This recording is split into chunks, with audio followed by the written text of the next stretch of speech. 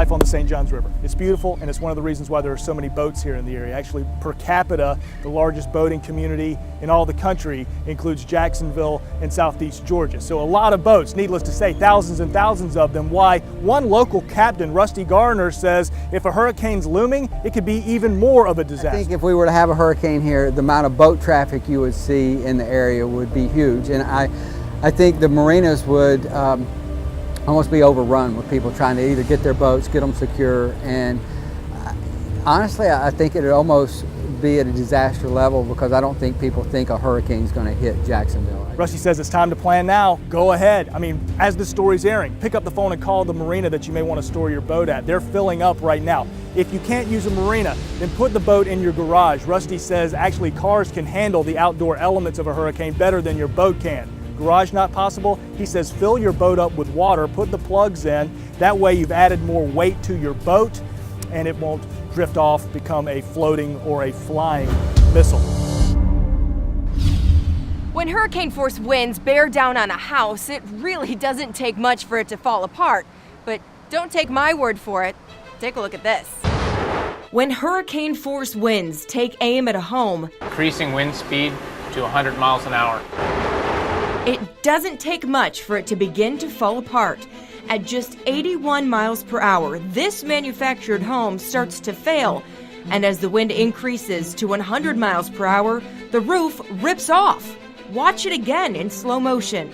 Engineers at the Insurance Institute for Business and Home Safety say it's not the manufactured home that's the problem.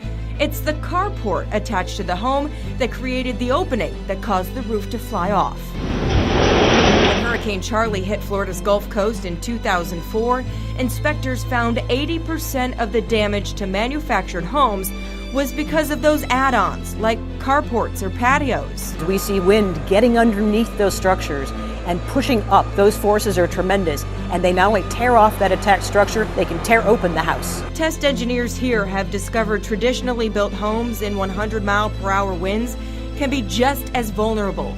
But here, proof that it is possible to build a stronger addition for the manufactured homes. What it should do is hold the roof of the carport down next to the house so we don't put the full force of the wind into the house connection. That properly built carport had no problem in 100-mile-per-hour winds. It really did. With the bracing that we put in there, it took our full force of the wind. In this test, a force of wind equal to a Category 2 hurricane.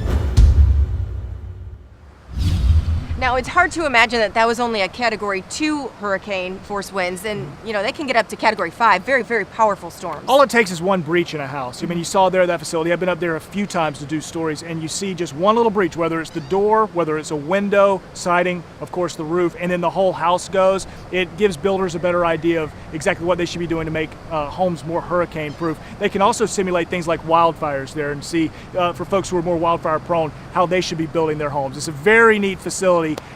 For sure, and certainly making folks safer. The Florida Division of Emergency Management kicked off their annual statewide hurricane exercise. Garen Flowers explains what you need to know in the event of a potential hurricane landfall.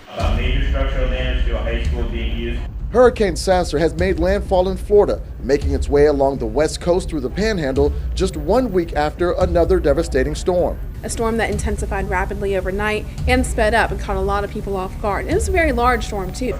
Fortunately, this is just a drill, but it could be a reality. State, local, and federal agencies are working together to prepare for the upcoming hurricane season, which begins June 1st and runs through November 30th. We always use the mantra, if it's happened before, it can happen again. So it's a good way to test our team. There are always new members every year. A hurricane hasn't struck Florida since 2005, but let's not forget about tropical storms. One in 2008 and two in 2012 resulted in multiple deaths and nearly $1 billion in damage. Every year, the Division of Emergency Management in Tallahassee hosts this exercise. Director Brian Kuhn says the goal is to test their capabilities and make sure everyone is ready if disaster does strike. So we develop a complicated, intensive exercise to test all of our processes, train up those personnel who are new or either been here before. While emergency folks prep for the worst here in Tallahassee when it comes to hurricane season, you're also encouraged to prepare at home. If you spend a few hours now building a disaster kit, working on your communications plan, talking with your loved ones about it, understanding what the hazards are, reviewing your insurance. You will be much better off when we have an event. You'll have that peace of mind that will last you all through hurricane season. Duval County is prepared for impact. Are other counties ready? Next, a look at what they're doing to be prepared. Plus, how to protect your home from the storm's path.